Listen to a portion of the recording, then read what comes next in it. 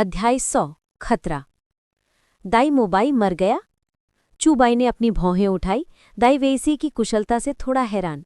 ऐसा लग रहा था कि उसके प्रभाव के कारण दोनों भाइयों में पूरी तरह से मतभेद हो गया था और अंतिम परिणाम दाई मोबाई की दुखद मृत्यु थी। आखिरकार अगर कहानी सामान्य रूप से आगे बढ़ती तो दाई मोबाई और झू झू किंग सिंहासन के लिए संघर्ष करने के लिए स्टारलो लौट आते, अंततः युवराज बनते और दाई वेइसी के साथ उनके रिश्ते सुधर जाते। अब कई असफलताओं के बाद दाई मोबाई ने अपने दिन वेश्यालयों में बिताए। पहले से ही एक बेकार व्यक्ति, लेकिन इससे चूबाई को शाही संघर्षों की क्रूरता का एहसास भी हुआ। अगर वो मर गया है तो मर गया है, वो वैसे भी एक तुच्छ व्यक्ति था। चूबाई ने कुछ देर इंतजार किया, फिर दरवाज़ा खटखटाया और कमरे में दाखिल हुआ। महिला पहले ही सो चुकी थी, उसके गालों पर अभी भी आंसू थे। चूबाई को देखकर झू झू किंग ने असहाय होकर उसकी ओर देखा। उसने झू झू किंग को आराम करने का इशारा किया, फिर एक अमर जड़ी बूटी निकाली और झू झू किंग को समझाया कि इस अमर जड़ी बूटी को क्लियर हार्ट कहते हैं। ये आंटी के शरीर में विषाक्त पदार्थों को दबा सकती है और की को पोषण देने और रक्त को स्फूर्ति प्रदान करने का प्रभाव रखती है, जिससे आंटी की हालत कुछ समय के लिए और बिगड़ने से बचा जाता है। झू झू किंग ने सिर हिलाया, अभी भी बिस्तर पर लेटी अपनी माँ को चिंतित दृष्टि से देख रही थी। मैं स्टारलो साम्राज्य के राजा से मिलने जा रही हूँ, क्या तुम मेरे साथ चलना चाहोगी? चूबाई ने झू झू किंग से कहा। दरअसल उसका झू झू किंग से सलाह लेने का कोई इरादा नहीं था। अगर वो यहाँ रहती तो उसकी माँ को शायद कोई खतरा नहीं होता, क्योंकि जहर देने वाले को शायद लगता कि उसे पहले ही जहर दे दिया गया है और उसे बचाया नहीं जा सकता। लेकिन झू झू किंग अलग थी। कौन गारंटी दे सकता था कि झू झू किंग से अलग रहते हुए कोई भी उसके खिलाफ कोई कदम नहीं उठाएगा? ठीक है, हम साथ चलेंगे। झू झू किंग ने सिर हिलाया, अपनी माँ की तरफ कुछ बेचैन नजरें डाली, फिर चूबाई के पीछे बाहर निकल गई। दाई मोबाई मर गया। हालांकि झू झू किंग के मन में अब दाई मोबाई के लिए कोई भावना नहीं थी, फिर भी वो ये खबर सुनकर बहुत हैरान हुई। लेकिन इसके बारे में सोचने के बाद उसे राहत मिली। दाई मोबाई इस शाही संघर्ष में पहले ही हार चुका था, इसलिए उसकी नियति, उसकी आत्मा के अपंग होने और निर्वासित होने के अलावा केवल मृत्यु ही थी। एक आत्मा गुरु के लिए मृत्यु अक्सर अधिक दर्दनाक होती थी। वो पहले भी दाई मोबाई को मारना चाहती थी। अगर वो मर गया है तो मर गया है। झू झू किंग ने अपना सिर हिलाया। उसे समझ में नहीं आ रहा था कि वो पूरी तरह से इसे भूलना चाहती है या उसे दाई मोबाई के लिए पछतावा हो रहा है, जो बचपन से उसके साथ पली बढ़ी थी। संत चूबाई, झू किंग, महामहिम कब से आपकी प्रतीक्षा कर रहे हैं। दाई वेइसे और झू झू युन वहां आ गए। अब जबकि दाई मोबाई की मृत्यु हो चुकी थी तो दाई वेइसे ने स्वाभाविक रूप से युवराज का पद सुरक्षित कर लिया था और झू झू युन के साथ चलते हुए वो सचमुच अपने चरम पर थे। हाँ, संत चूबाई, आप स्टारलो शहर आए थे। आपने हमें पहले से सूचित करने के लिए किसी को क्यों नहीं भेजा? क्या ये शिष्टाचार का उल्लंघन नहीं होगा? स्टारलो के राजा ने मुस्कुराते हुए कहा। चूबाई ने हल्के से मुस्कुराते हुए कहा, महाराज आप बहुत दयालु हैं। इस बार स्टारलो शहर की मेरी यात्रा स्पिरिट हॉल की ओर से नहीं, बल्कि झू किंग के साथ उसके परिवार से मिलने के लिए है। तो ये बच्ची झू किंग आखिरकार संत चूबाई से मिल गई है? स्टारलो के राजा थोड़े अचंभित रह गए। ये सोचकर वो सोचने लगे कि अगर झू झू किंग चूबाई के पीछे चली गई तो उनके बेटे दाई मोबाई का क्या होगा। उनकी प्रतिक्रिया देखकर चूबाई को भी पता चल गया। उन्हें अभी तक दाई मोबाई की मृत्यु की खबर नहीं पता थी। हाँ, संत चूबाई को शायद पता ना हो, लेकिन स्टारलो शाही परिवार का एक नियम है। झू परिवार के सदस्य केवल दाई परिवार में ही विवाह कर सकते हैं। आप जो कर रहे हैं वो नियमों का उल्लंघन है। दाई वेइसे ने अचानक उन्हें याद दिला दिया। झू झू किंग ने भौहें चढ़ाई, बस जवाब देने ही वाले थे कि चूबाई ने उन्हें बीच में ही रोक दिया। चूबाई ने दाई वेइसे की तरफ देखा और मुस्कुराए। ओह, नियम! मुझे नियमों का पालन करना सबसे ज्यादा नापसंद है। झू किंग पहले ही स्पिरिट हॉल में शामिल हो चुकी है, इसलिए वो स्वाभाविक रूप से मेरे स्पिरिट हॉल की सदस्य है। मुझे लगता है कि आपके स्टारलो शाही परिवार के नियम सिर्फ खोखले शब्द हैं, जो लोगों को डराने के लिए हैं। दाई वेइसे स्तब्ध होकर चुप हो गए। उसका चेहरा पीला पड़ गया और वो चूबाई को घूरने लगा। ये देखकर चूबाई आगे बढ़ा और बोला, वैसे महाराज, इस यात्रा के बारे में आपको एक और बात बतानी है जो स्पिरिट हॉल और स्टारलो साम्राज्य से संबंधित है। संत चूबाई, कृपया खुलकर बोलें। स्टारलो साम्राज्य और स्पिरिट हॉल ने हमेशा मैत्रीपूर्ण संबंध बनाए रखे हैं। अगर हम दोनों पक्षों के बीच सहयोग को बढ़ावा दे सके तो ये स्वाभाविक रूप से अच्छा होगा। हाँ, दुनिया लगातार संघर्ष में है। आम लोग पीड़ित हैं और दो महान साम्राज्य लगातार टकरा रहे हैं। इसलिए स्पिरिट हॉल जल्द ही एक संघ स्थापित करेगा जिसका उद्देश्य डूलोहो महाद्वीप की सभी सेनाओं को भर्ती करना है। इसमें चाहे छोटे राज्य हो या महान साम्राज्य, वो सभी राज्य और सेनाएं शामिल हैं। इस समय चूबाई की नज़र भी तेज हो गई। जाहिर है इसमें दोनों महान साम्राज्य भी शामिल हैं। क्या? दाई वेईसेई और झू झू किंग ने कहा। क्या चूबाई पागल हो गया है? स्टारलो रॉयल फैमिली में ऐसी बातें कहने की उसकी हिम्मत कैसे हुई? संत चूबाई, क्या आपका मतलब है कि स्पिरिट हॉल मेरे स्टारलो साम्राज्य को हड़पना चाहता है? स्टार के राजा लो के चेहरे गंभीर थे। उनकी पुतलियों में हत्या के इरादे की झलक दिखाई दी। उसके सामने ऐसे शब्द कहना निसंदेह उकसाने की बात थी। चूंकि डूलोहो संघ की स्थापना होनी है, इसलिए शाही उपाधियों के अस्तित्व की अनुमति स्वाभाविक रूप से नहीं दी जा सकती। तुम्हारा स्टारलो अभी भी स्वतंत्र हो सकता है, लेकिन व्यवस्था और उपाधियां सब समाप्त कर दी जाएंगी। सब कुछ संघ व्यवस्था पर आधारित होगा। चुबाई मुस्कुराया। तो फिर परिणाम क्या होगा? मुझे लगता है महाराज जानते हैं। अहंकार। तुम्हारे स्पिरिट हॉल की यहाँ हमारे स्टारलो साम्राज्य को धमकी देने की हिम्मत कैसे हुई? क्या तुम सचमुच सोचते हो कि हमारा स्टारलो साम्राज्य तुमसे डरता है? दाई वेईसेई दहाड़ा। उसके पीछे विशाल दुष्ट आंखों वाला सफेद बाघ उसे वश में कर रहा था और उसकी आत्मा की शक्ति फूट पड़ी। तुरंत ही उसके बाघ के पुंजे हवा में चीरते हुए जोर से चूबाई पर प्रहार करने लगे।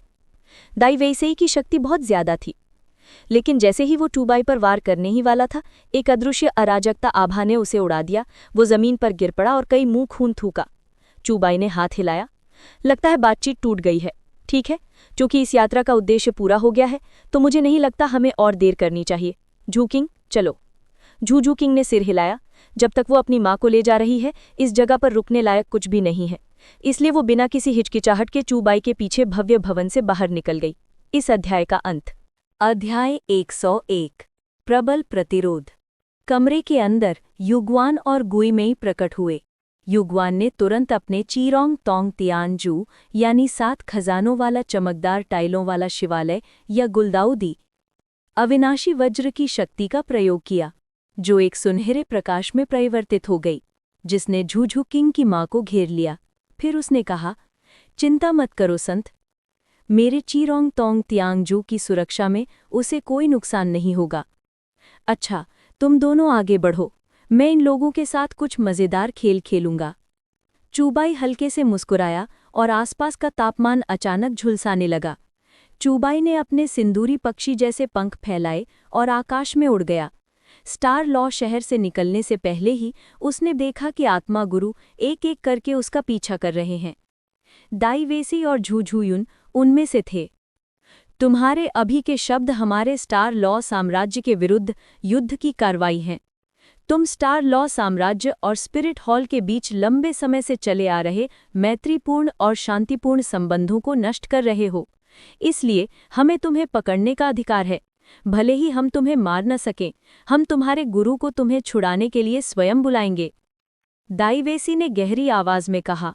उसके बगल में कई स्पिरिट सेंट चल रहे थे, जिनमें 2 स्पिरिट डूलो भी शामिल थे और सभी दुर्जय शक्ति संपन्न थे। ओह, क्या तुम्हें यकीन है कि अगर मेरे गुरु आएंगे तो तुम नष्ट नहीं हो जाओगे? घमंडी, उसे नीचे गिरा दो। दाई वेईसेई दहाड़ा और फिर उसने और झू झू युन ने एक साथ हमला किया। दोनों ने सीधे अपने spirit fusion skill hello white tiger का इस्तेमाल किया, जो आकाश में उड़ गया। हालांकि उसके पंख नहीं थे, वो अस्थायी रूप से हवा में उड़ सकता था। दहाड़। नर्क श्वेत बाघ ने अपना मुंह खोला और प्रकाश की एक किरण निकाली। उसकी आत्मिक शक्ति में उतार चढ़ाव अत्यंत प्रचंड हो गया।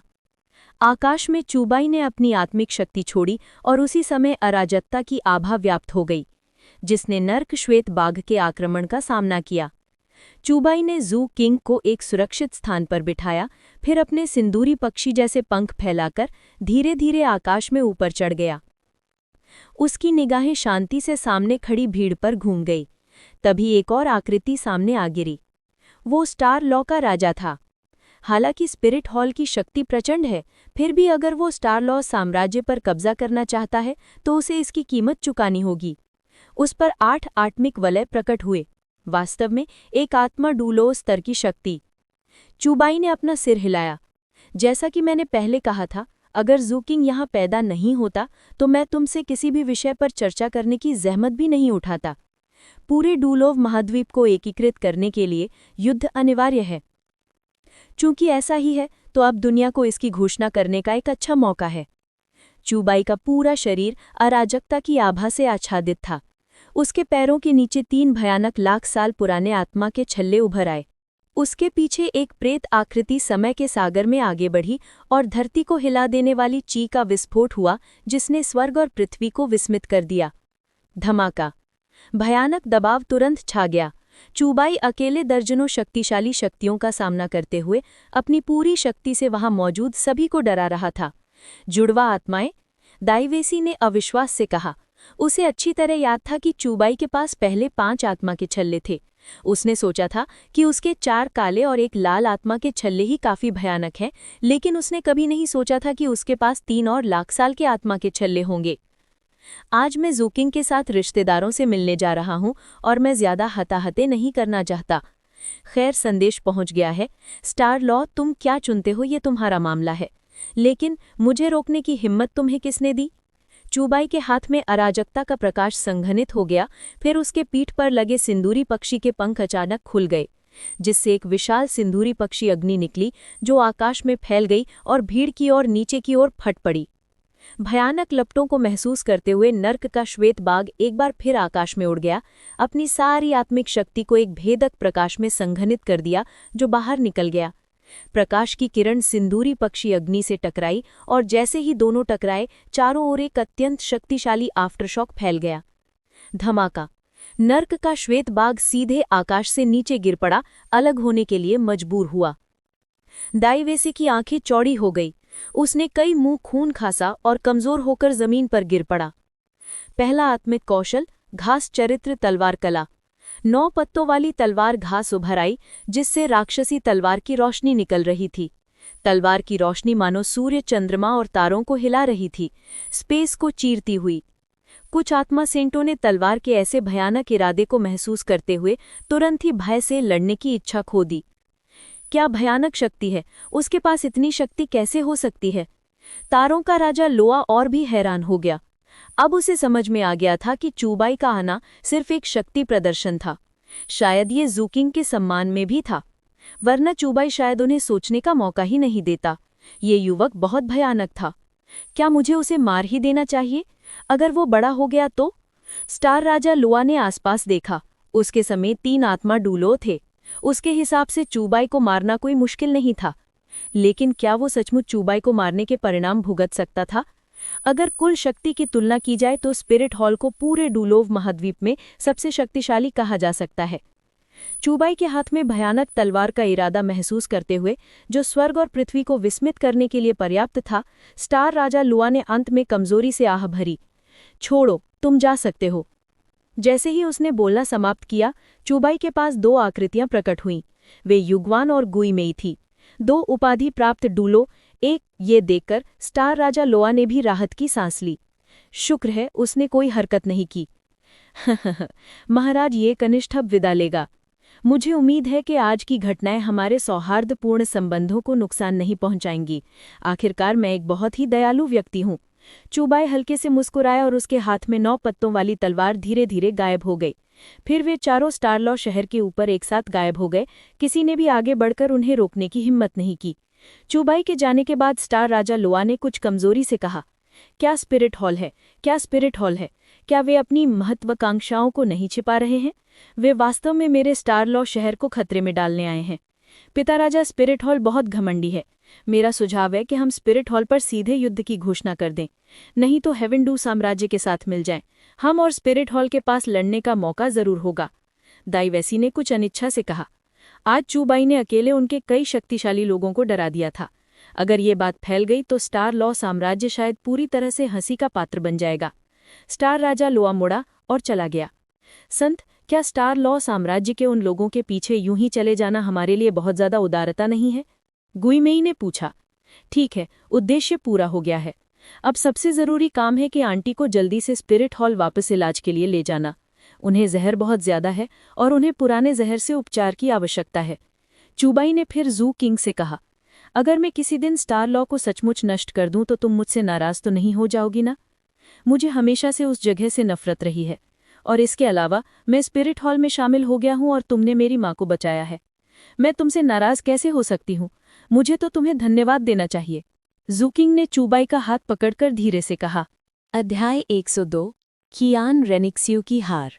कुछ दिन बाद स्पिरिट सिटी में हालात बहुत बुरे नहीं हैं, मेरे इलाज से उसे बस थोड़ा समय लगेगा और वो ठीक हो जाएगी। डुगू बो ने राहत की सांस ली। वो चिकित्सा में कुशल नहीं था, लेकिन चूंकि झुझुकिंग की मां को जहर दिया गया था, इसलिए ये उसकी विशेषज्ञता के लिए एकदम उपयुक्त था और उसने उसके शरीर से विषाक्त पदार्थों को पूरी तरह से बाहर निकाल दिया। धन्यवाद वरिष्ठ जहर डोलुओ। खुशखबरी सुनकर झुझुकिंग पहले मुस्कुराई, फिर आगे बढ़ी और सम्मानपूर्वक डुगू बो को प्रणाम किया। छोटी बच्ची, तुम्हें मुझे धन्यवाद देने की जरूरत नहीं है। अगर संत ने जहर को कम करने के लिए अमर जड़ी बूटी का इस्तेमाल नहीं किया होता तो मुझे भी इतना भरोसा नहीं होता। डुगू बो खिलखिलाकर हंसा, फिर चला गया। चूबाई पास आया और मुस्कुराते हुए बोला, आंटी निश्चिंत रहें और अब से स्पिरिट हॉल में ही रहें। कम से कम यहाँ तो उन्हें कोई नुकसान पहुंचाने की हिम्मत नहीं करेगा। हाँ, स्पिरिट हॉल वाकई इस समय सबसे सुरक्षित जगह है। डुगुबो ने आह भरी, उसके स्वर में बेबसी की झलक दिख रही थी। चूबाई चौंक गया और असमंजस में पूछा, बूढ़े जहर, तुम्हारा क्या मतलब है? डुगुबो ने चूबाई को समझाया, बात कुछ ऐसी है संत, आप अभी अभी स्टारलो साम्राज्य से लौटे हैं, इसलिए शायद आपको पिछले कुछ दिनों में जो कुछ हुआ है उसके बारे में ज्यादा जानकारी नहीं है। खियान रेनिक्सियो ने समय से पहले ही स्वर्गडू साम्राज्य पर आक्रमण शुरू कर दिया था। उसे शुरू में जीत का पूरा भरोसा था, लेकिन निर्णायक क्षण में तांगसैन एक और उपाधिधारी डोलुओं के साथ एक क्लियर स्काई हमर लेकर आ पहुंचा। शेक एकेडमी के गोल्डन ट्रायंगल और मूल क्लियर स्काई संप्रदाय के 4 एकल गुण कुलों के साथ मिलकर वो स्थिति को मोड़ने और मूल योजना को विफल करने में कामयाब रहे। क्या? चूबाई ने भौहें चढ़ाईं। एक उपाधिधारी डोलुओ जो क्लियर स्काई हैमर चला रहा है? क्या ये हो सकता है कि तांगहाओ ठीक हो गया हो? ऐसा नहीं होना चाहिए था। तांगहाओ को मेरे द्वारा पूरी तरह से अपंग कर दिया जाना चाहिए था। क्या ये तांगशा हो सकता है? चूबाई ने फिर पूछा, खियान रेनिक्सियो का क्या? मैंने सर्वोच्च धर्मगुरु से सुना है कि खियान रेनिक्सियो पहले ही सरप्लांस डोलुआ और साही मछली डोलुओं के संरक्षण में स्पिरिट सिटी लौट आई है और स्वर्गडू शाही परिवार अब सचमुच श्रेक एकेडमी से जुड़ गया है। डुगुबो हंसा। देखा संत, तुम्हें उस तांगसान को परेशान करना बहुत पसंद है। क्यों ना तुम और मैं स्वर्गडू साम्राज्य में वापस जाकर उन्हें कुछ गर्मजोशी दें? कैसा रहेगा? ओह, क्या तुम्हें अपनी वर्तमान शक्ति पर इतना भरोसा है? अब तुम्हें एक उपाधिधारी डोलुओं के क्लियर स्काई हैमर चलाने से डर नहीं लगता? चूबाई हां बिना नहीं रहा। ये वो डुगुबो नहीं था जिसे वो जानता था। तार्किक रूप से डुगुबो के पास क्लियर स्काई हैमर के खिलाफ जीतने का कोई मौका नहीं होता। क्या बकवास है, मैं किससे डरता था? अब मेरी पाताललोक सर्प सम्राट आत्मा गुणवत्ता के मामले में नीली बिजली वाले तानाशाह ड्रैगन को पूरी तरह से दबा देती है।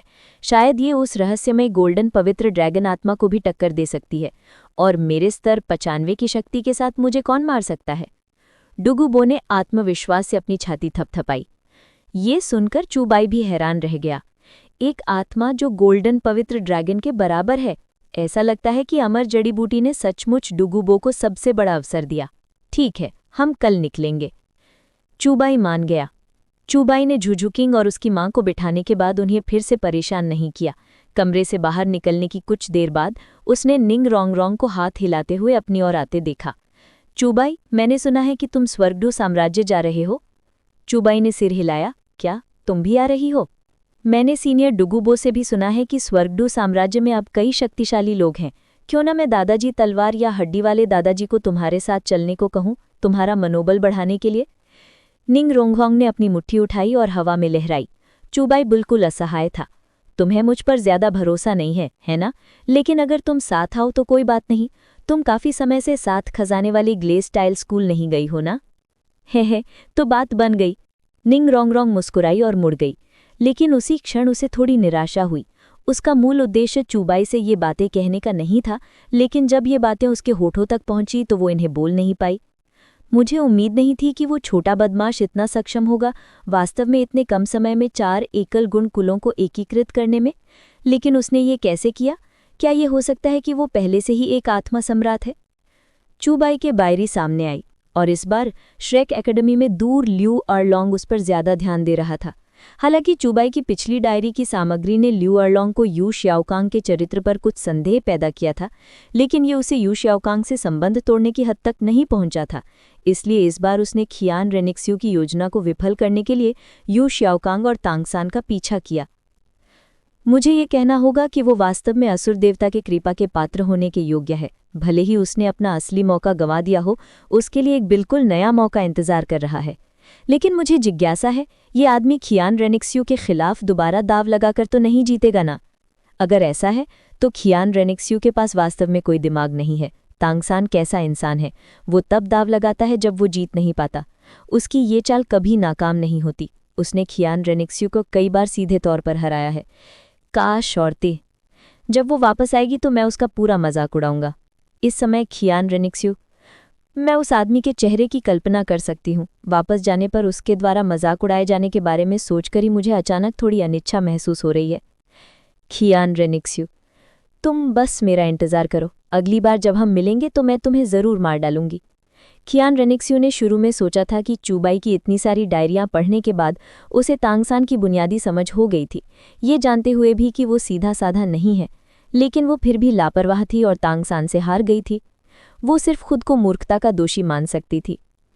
इस बार उन्होंने खियान रेनिक्सियो की योजना को चकनाचूर कर दिया। मैं तांगसान और यू श्याओकांग के आत्मसंतुष्ट चेहरों की कल्पना कर सकती हूँ। क्या पता ये गुरु शिष्य अभी कुछ अनकही बातों पर चर्चा कर रहे हों। ल्यू अरलोंग चौंक गया। दरअसल यू श्याओकांग कमरे में नहीं था, वो तांगसान को ढूंढने गया था।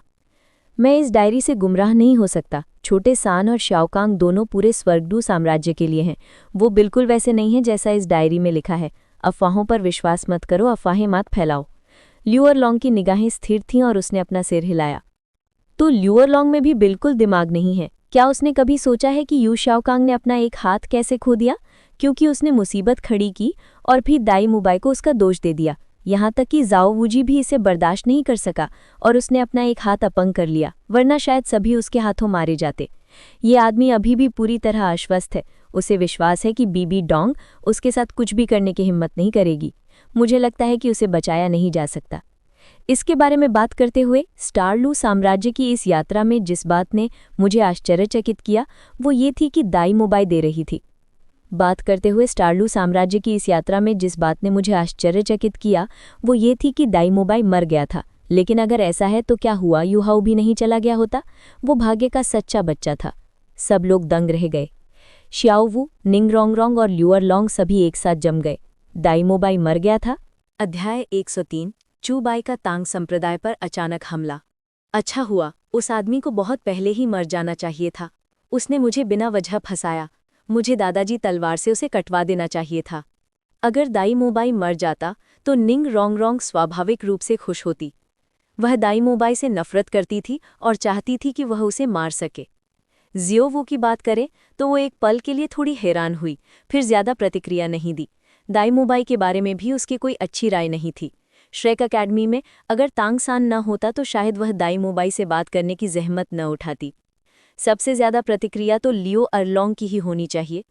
दाई मुबाई की शिक्षिका होने के नाते लियो अरलोंग एक पल के लिए सोच में पड़ गईं। मुबाई सचमुच मर गया। क्या ये चूबाई का किया हुआ काम हो सकता है? इस समय लियो अरलोंग के भीतर से एक भयानक आभा उमड़ पड़ी और उसकी शक्तिशाली आभा के प्रभाव में आसपास के कमरे की चीजें तुरंत चकनाचूर हो गईं। ये शापित आत्मा कक्ष। इस क्षण डायरी आगे बढ़ती गई। मुझे लगता है अपने ही भाई के हाथों मरना एक अच्छा अंत माना जा सकता है, लेकिन हुआ यूहाओ की समस्या के बारे में चिंता करने की कोई ज़रूरत नहीं है।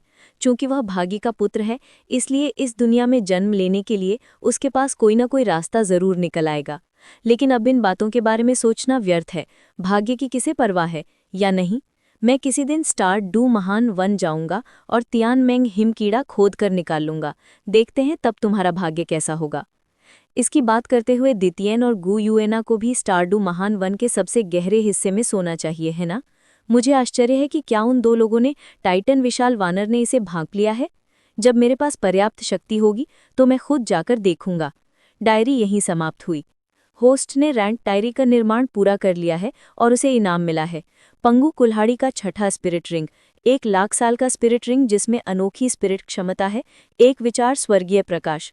चूबाई ने अपने शरीर में उमड़ती शक्ति को महसूस किया और इस क्षण उसकी स्पिरिट शक्ति भी उबलती हुई प्रतीत हो रही थी, जो 61वें स्तर तक पहुंचने के संकेत दे रही थी। इस क्षण चूबाई भी एक सच्चा स्पिरिट सम्राट बन गया। पंगु कुल्हाड़ी में 4 10,000 साल के स्पिरिट रिंग और 2 लाख साल के स्पिरिट रिंग थे।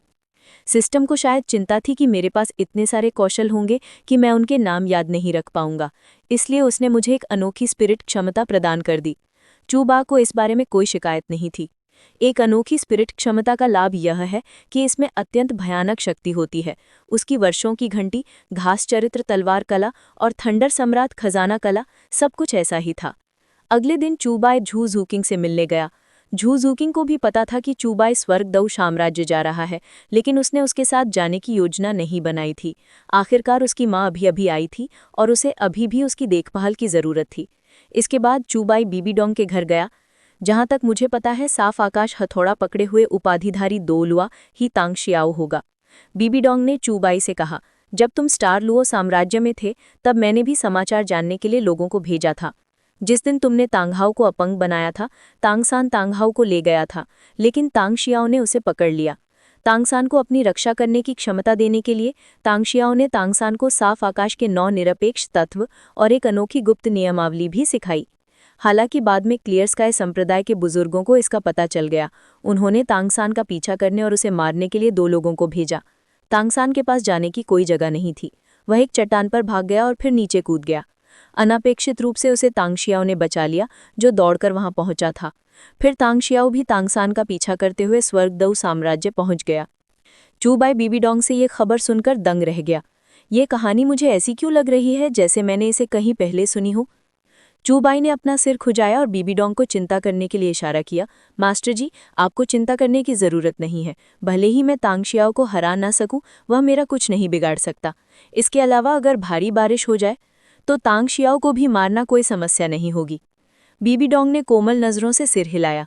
ऐसी स्थिति में तुम जा सकते हो। जहर दोलुआ के तुम्हारे साथ रहने से मुझे कोई परेशानी नहीं है। जल्दी ही चूबाई, डुग्गूबो और निंग रोंगरोंग निकल पड़े। तीनों पहले 9 खजाने वाले ग्लेज टाइल स्कूल गए। इस बार चेन शिन नहीं आया, उसकी जगह निंग रोंगरोंग के साथ गू रोंग आया। समूह जल्दी ही ठेंडू के शहर में पहुंच गया। जैसे ही वो ठेंडू के शहर में घुसे, उनके बगल में खड़े गू रोंग को लगा कि कुछ गड़बड़ है, हम पर नज़र रखी जा रही है। गू रोंग के चेहरे पर कोई कमी नहीं दिख रही थी। ये ज़रूर तांगसान के अधीन स्पीड कुल के लोग होंगे। उनके लोग पूरे ठेंडू शहर में फैले हुए हैं, तो उनके लिए हमें पहचान लेना कोई अजीब बात नहीं है। चूबाई थोड़ा मुस्कुराया, जबकि निंग रोंगरोंग ने उत्सुकता से पूछा, हम कहाँ जा रहे हैं? सीधे श्रेक अकेडमी या सीधे ठेंडू राजमहल?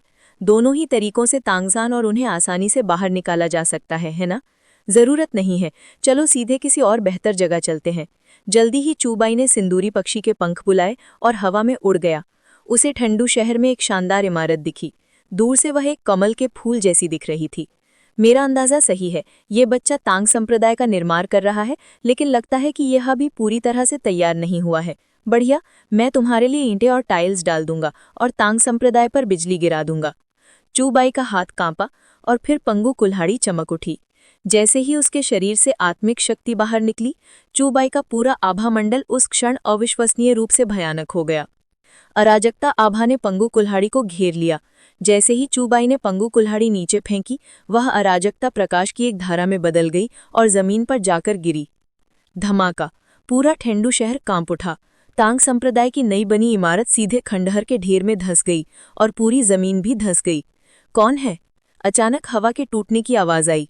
चूबाई ने ऊपर देखा और एक व्यक्ति को हवा में उड़ते हुए देखा। वह तांगसान था। उसके पैरों से रोशनी निकल रही थी। वह एक आत्महड्डी जैसी दिख रही थी। यह देखकर चूबाई को थोड़ा अफसोस हुआ। ओ, मैंने आज यीन को बाहर निकाल लिया, लेकिन मैं आत्महड्डी अपने साथ ले जाना भूल गया। जब तांगसान ने देखा कि यह फिर से चूबाई है, तो उसका पूरा चेहरा तुरंत मुड़ गया। उसने चूबाई की ओर इशारा करते हुए चिल्लाया, चूबाई, आज मौसम साफ है। क्या तुम्हें सचमुच लगता है कि तुम अब भी इतनी क्रूरता से काम कर सकते हो? एक और धीमी आवाज सुनाई दी, सचमुच आज हम तुम्हें दबाकर मार डालेंगे। चूबाई ने शरारत से नीचे देखा। उसने यूशियाओ कोंग को धुएं से बाहर निकलते हुए देखा, अपने हाथ पीछे किए हुए नहीं, एक हाथ से। उसके बगल में फ्लेंडर, लियू अरलोंग और मा होंगजुन और 3 लोग थे जिनसे चूबाई कुछ अनजान थे। 3 आत्मा दोलुआ, ये तो ठंडू राजकीय अकादमी के 3 शिक्षक होने चाहिए, है ना? चूबाई बस अंदाजा कर सकता है। चूबाई, तुमने मेरे पिता को घायल किया, मेरी माँ का अपहरण किया, मेरे तांग संप्रदाय को नष्ट किया और मेरे प्रियतम को धमकाया। आज हम हिसाब बराबर करेंगे। तांगसान ने दहाड़ते हुए अपना क्लियर स्काई हैमर निकाला और 6-10 हजार साल के स्पिरिट रिंग प्रकट हुए। उसकी आभा शक्तिशाली थी। चूबाई ने तांगसान से कहा, मैं पहले 3 मानता हूँ, लेकिन आखिरी वाली तुम मुझे बदनाम कर रहे हो। मैंने तुम्हारे प्रियतम को कैसे धमकाया? तुम बिना किसी आधार के बोल रहे हो। अध्याय का अंत।